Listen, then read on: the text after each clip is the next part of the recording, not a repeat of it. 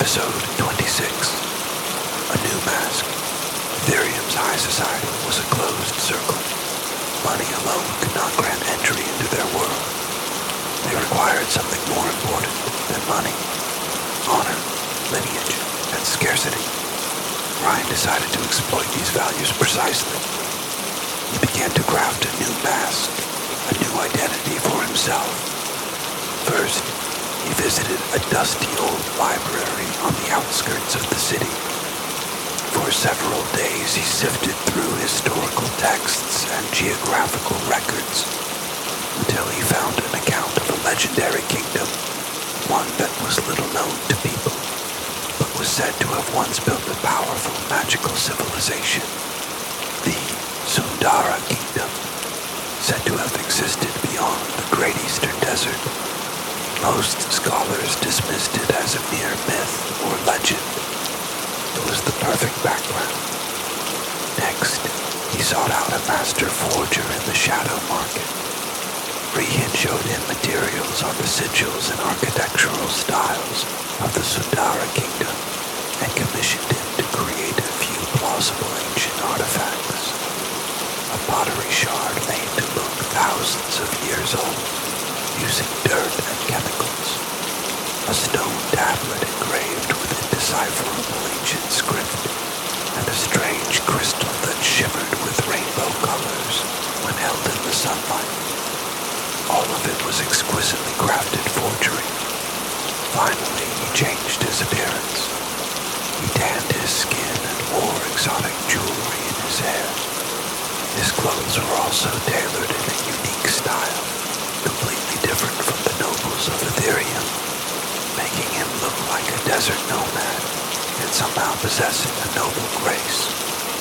When all the preparations were complete, he was no longer Ryan, the wandering swindler. He was Kairos, the last heir of the fallen ancient kingdom of Sundara, a tragic prince wandering the world in search of his ancestors' lost relics. His first target was Master Valerius, the most famous appraiser and collector of artifacts in Ethereum. While Valerius was highly skilled, he was also excessively greedy for fame and had a fanatical obsession with new discoveries. For Ryan, he was the perfect mark. Ryan, now Kairos, visited Valerius' shop. He brought with him only the most unimpressive of his fake artifacts, a single pottery shard. I wish to know the value of this item, Kairos said, his voice carrying a hint of an exotic accent, his expression a practiced mix of arrogance and sorrow. Valerius took the shard and scoffed. Young man, the back alleys are littered with common clumps of dirt like this. Look closer, Kairos said, ignoring him and producing a small lens from his tunic. The artisans of Sundara enjoyed hiding secrets that could only be seen under the moonlight. Half doubting, Valerius peered at the pottery shard through the lens. It was a special device Ryan had commissioned from the forger.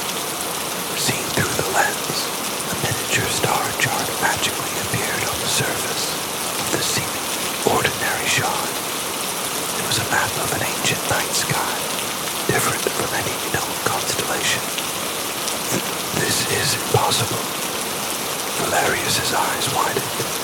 He had spent his entire life with ancient artifacts, but he had never seen anything like this. This pattern, what in the world? It is the sigil of the forgotten kingdom of Sundara, Kairos said in a low voice. This is but the smallest fragment of the countless relics discovered in my ancestors' tomb. A greedy glint flashed in Valerius' eyes. He instantly realized that this exotic young man standing before him was a golden goose who would lead him to the discovery of the century. Young man, no, Lord Kairos, might I have a word with you? Allow me to treat you to my finest wine.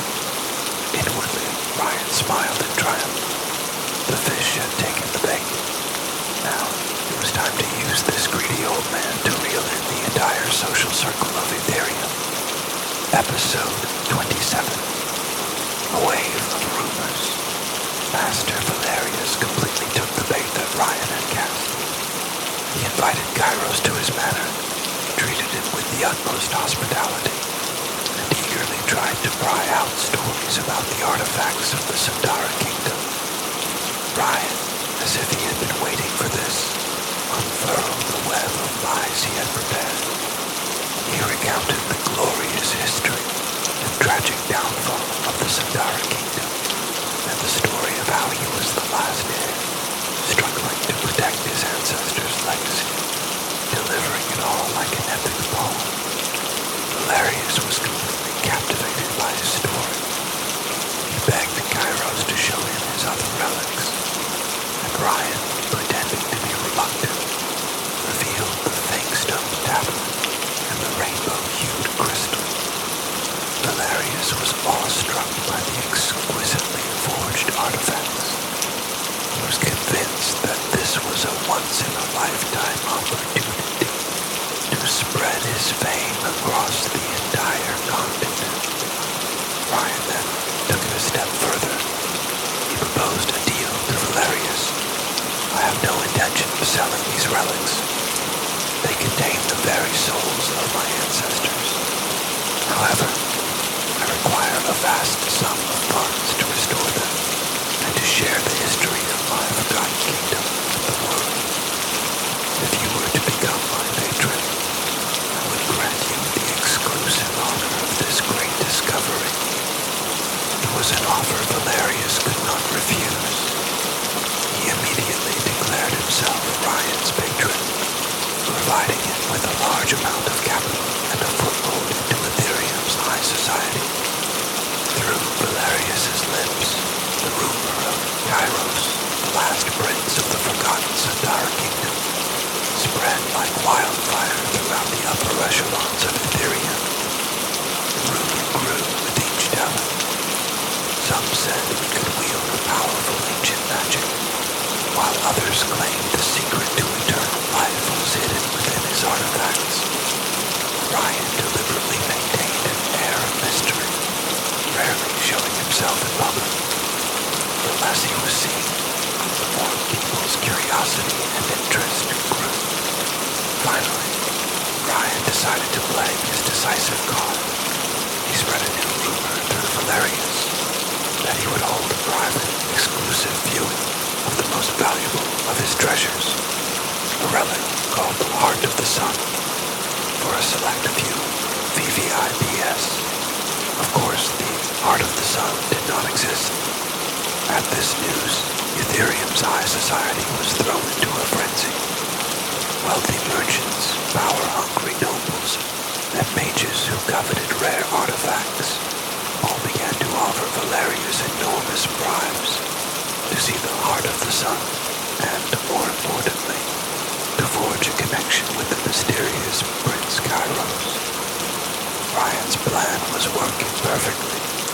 With a single, elaborate call, he was holding the most influential figures in Ethereum in the palm of his hand. And the bigger he made the game, the more inevitable it was that the shadow cult, lurking in the darkness, would have to take an interest in the commotion. He had set the trap. Now, he was just waiting for the big fish to bite.